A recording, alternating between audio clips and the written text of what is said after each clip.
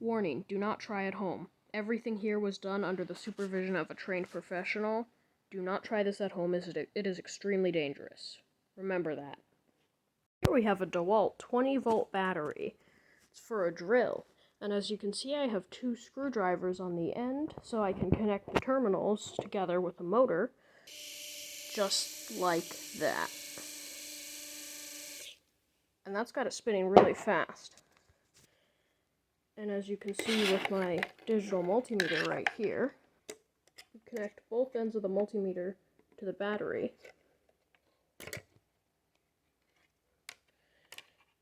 You can see we're reading an average of 15 volts, which is a pretty low voltage. But if I twist this over here to amps,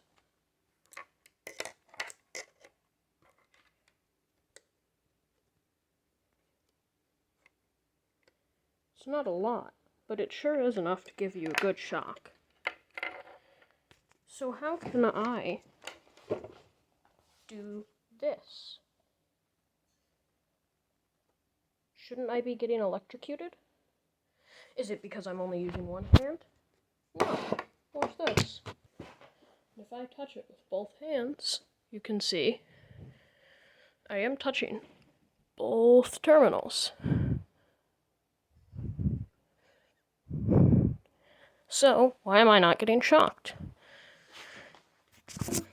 Well, it is because this is a 20-volt max battery. It's only reading 15 volts. And it may have the current to give me a shock, but the voltage is so low that it cannot penetrate my skin. Therefore, I can safely touch both terminals like this. You can see that there. It's the exact same reason that if I walk over to this car battery here,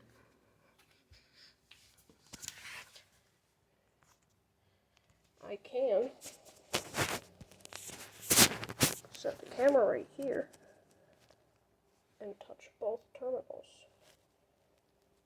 without getting an electric shock. Sadly, I cannot prove that the battery is not dead. Don't have the supplies for that right now, so you'll just have to take my word for it. But that battery is fully charged, and I think that's a really cool thing about electricity. So I can just walk up here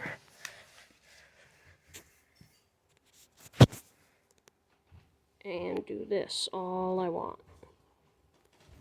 Well, you may be asking yourself, Minty, what does all this mean? Voltage, amperage, current?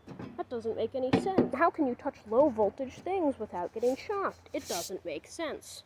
Well, here, let me break it down for you. Imagine electricity as water coming out of this hose. See how there's not a ton of water coming out? That would be not a ton of current, or not a ton of amps. Low amperage, low current. And as you can see, it's not coming out with very much force, so that would also be low voltage, because the current is the amount of electricity, or in this case, water. And voltage is the water pressure. So if I stick my finger there, it goes a lot farther, because there's a lot more voltage, or pressure. Now, watch this. Just cleaning out a bin here. This would be high voltage, high amperage. Because there's a ton of water coming out with a lot of pressure. Look how far that goes.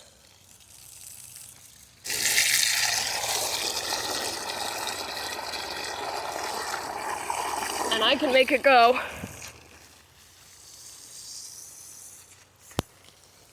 much farther by increasing the voltage or the water pressure. So the current is the flow of electricity, the amount of it, how much there is.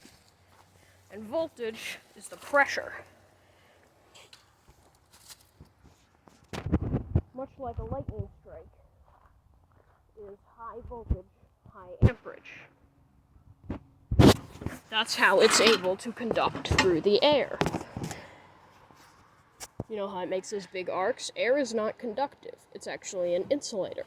Electricity can't jump through air, except for one little problem with that. Even something as resistant to electricity as rubber can become a conductor when given enough voltage.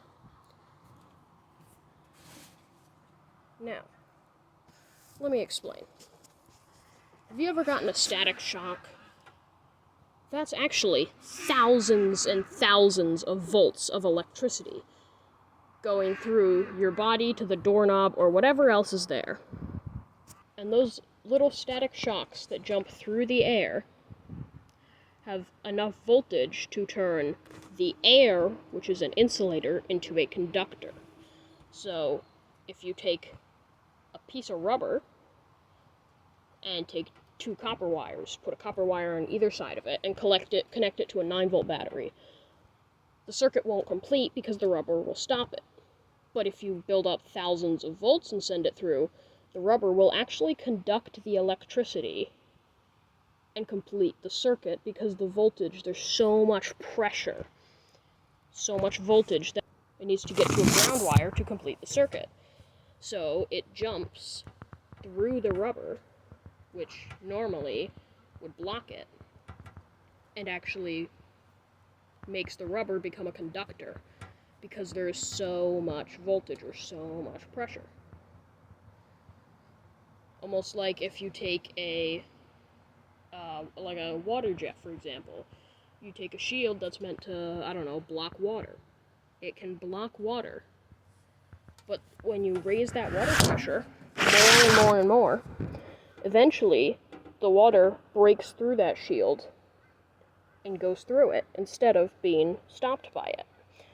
A lot like how rubber can become a conductor with high enough voltage.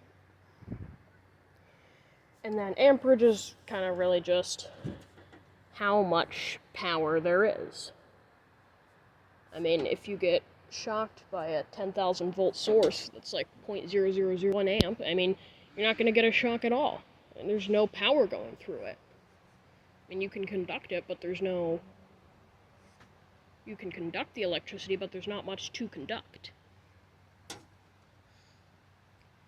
And that is how I was able to touch that 1 to 2,000 amp car battery. And that was how I was able to touch both car battery terminals without getting shocked. There was 1,000 amps that was trying to flow through my body, all of that power. But the voltage, there was not enough voltage or pressure to push all that power out to actually get through my body. And that's how I could touch both terminals and be completely safe the whole time. So yeah, I hope that helps explain electricity to anyone who doesn't really understand it, and that's been it for this video. Don't forget to like and subscribe, and see you next video.